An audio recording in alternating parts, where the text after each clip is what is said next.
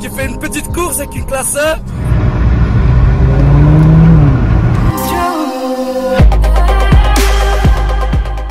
Salut, c'est Kev. Alors je vous fais cette vidéo en conduisant, comme ça change un peu. N'hésitez pas à me dire ce que vous en pensez ou alors je reste à l'arrêt. Parce que là j'ai pas mon stabilisateur parce que je le tiens à une main, donc du coup ça va un peu bouger dans tous les sens. Mais voilà, dites-moi ce que vous en pensez. Alors du coup, je voulais vous parler, avant de commencer cette vidéo, déjà je vais vous expliquer le déroulement de cette vidéo. Premièrement, on va aller chercher la Golf 7 GTI de mon pote en Allemagne. Parce que la première fois, on a été l'acheter en fait. Mon pote a été la signer. Et ici, on va aller la chercher tout simplement. Donc, le temps qu'il fasse le contrôle technique, etc., les papiers, machin. Donc voilà. Et après, en revenant, j'ai poussé cette voiture-ci à sa vitesse max. Donc, on va voir ce que ça donne. Je ne vais pas vous donner d'avant-goût. Alors, avant de commencer cette vidéo, je tenais à faire une petite parenthèse. Sur la première vidéo de la chaîne, qui a été la Golf 7 GTI qu'on a été chercher en Allemagne, quand mon pote se l'est acheté, se l'est procuré. Déjà, je tenais à vous remercier parce qu'il y a eu énormément de vues. À l'heure actuelle, on est à 55 000 vues pour une première vidéo de la chaîne IRL. C'est un truc de ouf. Franchement, je m'y attendais pas du tout, donc merci à tous. Et pour vous remercier de ça, je vais, dans cette vidéo, vous répondre à 3 questions qui m'ont été énormément posées dans cette vidéo que je n'ai pas pu répondre avant. Alors déjà, premièrement, où se situe le garage? Donc ça, je vais vous le mettre dans la vidéo à l'heure actuelle, là tout de suite. Où se situe le garage? C'est un gros garage VW et il y a Audi avec. Donc voilà, c'est un très gros garage là-bas. C'est à Bochum. Donc je ne sais pas si ça se dit comme ça, excusez-moi, je ne suis pas allemand. Alors la deuxième question qui m'a été énormément demandée, c'est comment ça se passe pour acheter une voiture en Allemagne. Alors cette vidéo-là, je vais y répondre dans une prochaine vidéo avec mon pote justement, qui a fait tout le déroulement lui-même, etc. Avec une connaissance. Et justement, on va un peu parler de tout ça avec lui. Sauf que là, avec le confinement, etc., voilà quoi, logique, c'est reporté. Donc voilà, n'hésitez pas à vous abonner à la chaîne et activer la cloche des notifications. De toute façon, vous serez au courant bien assez tôt, vous inquiétez pas. Et la troisième question qui m'a été demandée, c'est est-ce qu'il y a vraiment réellement une grande différence en Allemagne qu'en Belgique ou en France, etc. Alors oui, clairement, il y a une grosse différence en Allemagne.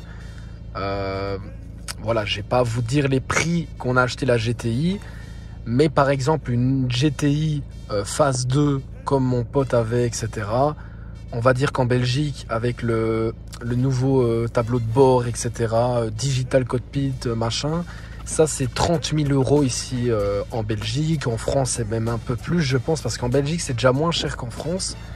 Et donc en Allemagne c'est dans les 25, tu vois. Donc il y a quand même 5 000 €. Enfin voilà. Après ça dépend des options, du kilométrage.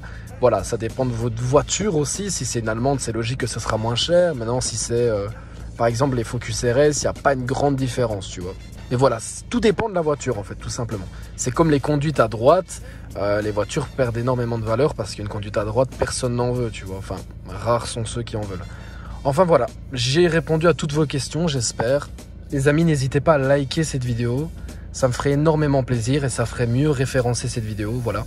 N'hésitez pas aussi à commenter, hein. Et voilà. Allez, je vous laisse avec la vidéo. Je mets un bord dedans. Ça va arracher la face en après. Tu le mets dans la vidéo. Le niveau de ta cosse, c'est jamais un sandwich grill.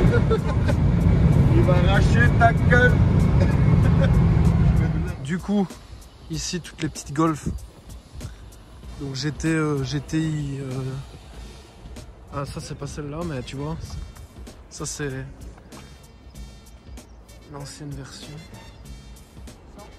Ouais, c'est pas cher. Golf 7 GTI TSR, ça la mif, c'est une dinguerie. Putain, on pète sa mère.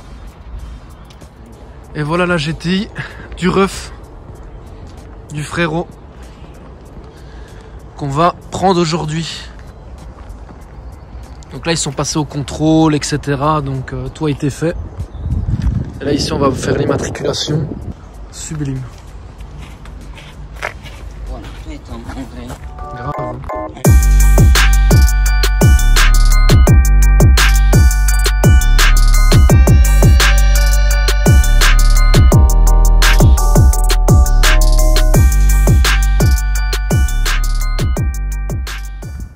truc de fou. Comment j'adore cet avant, quoi. Je la trouve énervée, la voiture. Je préfère l'avant de ta caisse que l'avant de la S7. Mais c'est un truc de dingue, même moi. Je préfère largement l'avant de ma voiture que l'avant que la S7.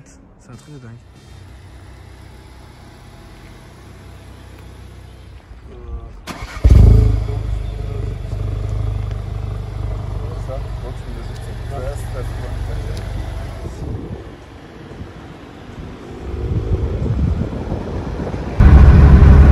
Voilà. Et voici, on est en Allemagne. On vient de partir du concessionnaire où ce qu'il a acheté la Golf. Et voilà. Donc on est déjà sur des, on n'est pas sur des routes limitées là, pas encore. Allez, pousse-toi là. Donc je me suis mis en mode sport pour pousser la vitesse max de la voiture. Alors je sais déjà la vitesse parce que je l'avais déjà poussée. C'est pas la première fois que je vais en Allemagne, mais c'est la première fois que je viens filmer justement. Et c'est justement pour vous montrer un peu dans le genre de voiture à combien on va, etc. Alors voilà, c'est pas un modèle sportif, c'est de base un diesel, hein, 136 chevaux frérot. Donc c'est pas une dinguerie, mais ça marche très très bien. Franchement, elle a presque 200 chevaux. Donc on dit 200 en soi, hein, parce que voilà. Mais enfin voilà, elle va très bien quoi. Il fait n'importe quoi lui. Mais en gros, voilà, on est en Allemagne, on repart du concessionnaire et on va pousser ça à la vitesse max pour voir ce que ça donne, tout simplement. Donc là, on ramène la Golf au pays, voilà, tout simplement. Et du coup, voilà, j'expliquerai aussi dans une prochaine vidéo comment ça se passe un peu pour les papiers, etc., etc. Le dédouanement, tout ça, j'expliquerai ça dans une prochaine vidéo quand on en saura plus. Car là voilà on la ramène, donc je sais pas encore comment ça va se passer tout, mais voilà. Donc ici on est bientôt sur l'autoroute où ce que les kilomètres-heure sont illimités. Là comme vous voyez c'est 81, donc on doit être à 80. Après légalement il va être marqué, il y aura un rond avec des petites barres, je vous mettrai la photo à l'écran. Et vous allez voir que là on pourra taper 300 frérot. Bon là la voiture va pas à 300. Mais vous avez compris un peu le principe et c'est vraiment bien l'Allemagne pour pousser sa voiture à fond de balle. Franchement c'est vraiment top. Donc voilà. Donc au lieu de faire ça en Belgique et de se prendre un radar et un retrait de permis, bah, tu viens en Allemagne. Et en plus il n'y a pas plus de crash ici qu'autre chose, mais bon, ça voilà quoi. Donc nous en plus en Belgique c'est pas vraiment... donc là je mets le mode sport. Donc là c'est... Nous en Belgique en plus c'est pas vraiment 130, c'est 120. Donc voilà. Elle est un peu sale la voiture, mais bon. De base, voilà quoi, je l'ai pas lavé parce qu'on est en hiver, c'est le bordel, tu vois, tu comprends. C'est compliqué quoi. Donc là, on est sur une autobahn, donc une autoroute qu'on peut pousser. Et en gros, on est à 140, 150. Là, on va prendre bientôt la sortie et donc on va ralentir. Et là, je suis mon bro. On voit là juste ici. Là on est derrière un beau petit bijou SLK 55 AMG. Franchement, regardez. Je sais pas si le focus se fait, mais voilà. C'est pas mal, c'est pas mal. Et là on est sur Autobahn frérot. Ça c'est une dinguerie. Là on a 190. Elle va vraiment bien. Pour un petit diesel. Là on passe les 200. Et en plus on est dans toute la légalité là. Donc là 2,10. Et là bientôt à 2,20. Là on est à 2,20. Et là elle bloque. Parce qu'elle est bridée à 2,20 en fait. Voilà. Et il y a le frérot dans le rétro. Kevin qui fait une petite course avec une classe 1. On arrive, on arrive. Écoute les gars, regardez à combien je roule. Je suis Kevin et une classe 1, mec. Incroyable qu'on voit.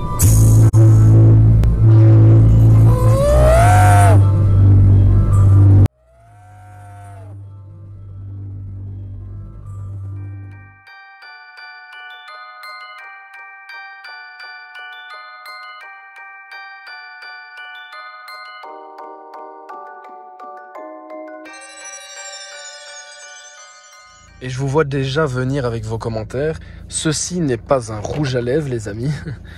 C'est ceci. En fait, moi, je travaille pour Clarins. Et c'est une gomme pore matinale. En fait, c'est juste pour l'effet brillant sur votre peau, tu vois. Donc voilà, c'est juste ça. Vous inquiétez pas.